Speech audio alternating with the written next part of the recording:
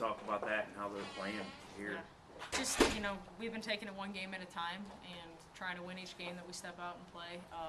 I didn't even know that statistic till Joe Pott told me before the game, and we got to bounce back and play tomorrow. Tennessee Tech, when you hear that statistic, they're going to want to come in and beat us, so we need to be ready. They're a very good team, and it's a great opportunity for our program to play another quality team at home. And I mean, you talked last week about, matching that effort that they had all game long against IPFW for the rest of the year, and you thought, things could have good things happen. And the second half, they matched that. And I think the first half we worked hard, but we didn't work very smart.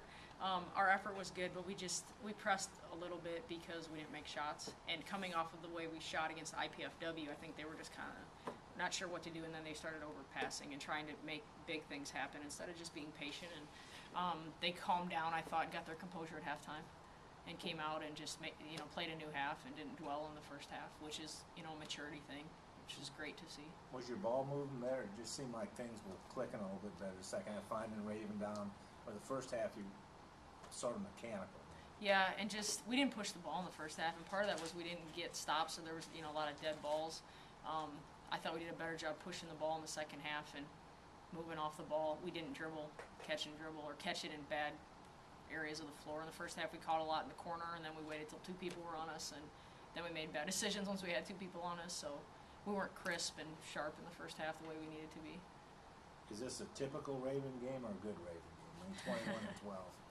Well, we'd like her to have 30 and 20, but she played big, and when she's got that bounce in her step and she's quick off the floor and she changes ends the way she did, I mean, she's probably the best post player in the OVC. And we were talking earlier that when you guys took the lead, when she had the 5 straight points, she got the 2 free throws and then a 3-point play following it up. That seemed to just spark there. Once they got that little lead, it's like the entire team just exploded and started playing better. And you could feel it within the team too. In the timeout, they had a sense of confidence, a sense of you felt like we were going to win the game. And in the timeouts previous, they were tight, and it was convincing them, you guys are okay, And then they were like, they knew they were okay, and it didn't have to come from the coaching staff. They felt it internally.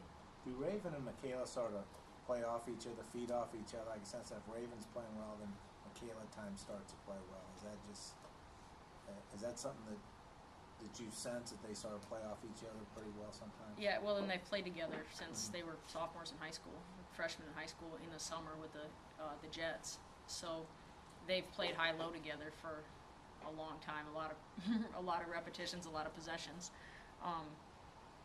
But I thought, for Michaela, as well as she played against IPFW, she was a little bit hesitant tonight, and they left her open a little bit in the first half. Usually she'd, go score, shoot a jump shot, and she passed up stuff that was easy and traveled or did things that were uncharacteristic of her the second half of the season.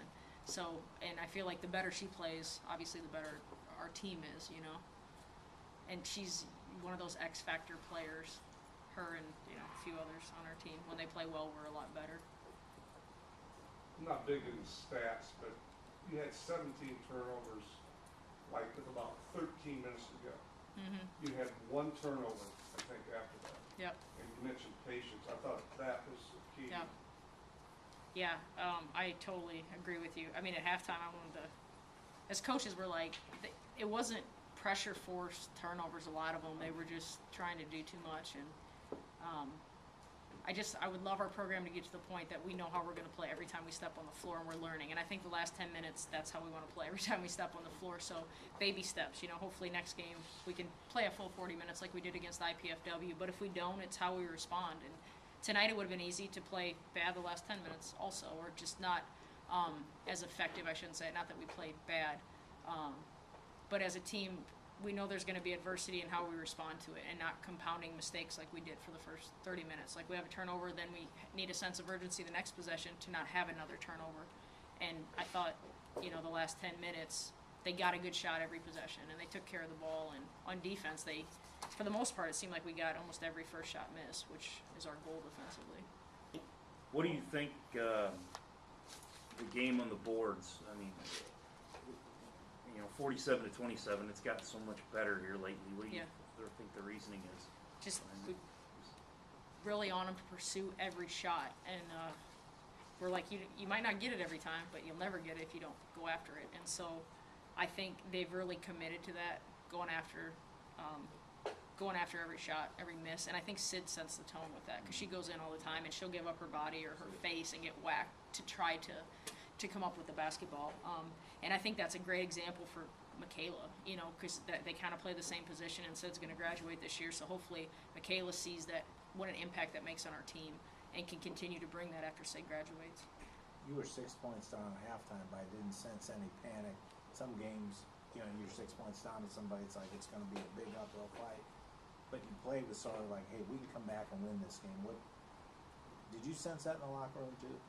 Well, yeah, and I think it starts with us and how we go into the locker room. If we go in tight, then they're going to worry too. So we have to go in, and You felt confident about it? Yeah.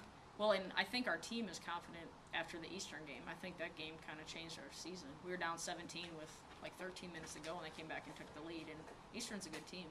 So I think they feel like we might be down, but we're never out. Like, we can come back and we can get stops if we play together defensively. And I think that is the majority of where our success starts from. We have to play well on the defensive end. And probably most coaches say that, but when we guard as a team, we're pretty good. I thought it was interesting how we finally broke through Stallberg early in the second half, penetrating that first wave in that 2-3 zone to allow Hill to get those 2 3-pointers and stuff. Because we were so intent on getting the ball in the middle of the first half, and we just couldn't find a way until Stallberg. Yeah, and we moved where she was in our zone offense to try to get. She's one of the best penetrators we have, and she's a good passer when she draws people. So we moved her up there, and she did a great job finding Jazz. And Jazz knocking them down. Jazz staying with it, because she didn't shoot the ball extremely well, but we want her to keep shooting, you know, when she misses her first couple shots, especially if they're in zone, like, because the way we offensively rebound, those are good shots to go rebound. They're long usually, and up in the air we get a tip or get our hands on them. Does tomorrow's game intrigue you, because they're the team to beat in the OVC, and you got them here, you're playing well here, just sort of barometer, measuring gauge where you stand. Now, you know, having said that, you're coming off playing a game tonight, which is sort of tough back-to-back, but is it sort of intriguing for you to see where you're at? They all intrigue me, honestly. They do. I'm excited to play them. It was close last year at their place. We had a chance to win and just didn't close the door and do enough. So I thought coming into this year, when I saw the preseason rankings, that they should have been a lot higher with what they had coming back. They're a very emotional team. They make a few plays and they're up here. And our team, I think, isn't really emotional. We're pretty. So it's important for us not to get caught up in that and play the way that we play. Of course, it's a great gauge to see where we would stack up this year in the league, you know. But at the same time, like, one game doesn't determine that, because you have to be consistent over the course of it. But they're a good team, and I know that we need to play well to have a chance to beat them. Does the back-to-back concern you a little bit?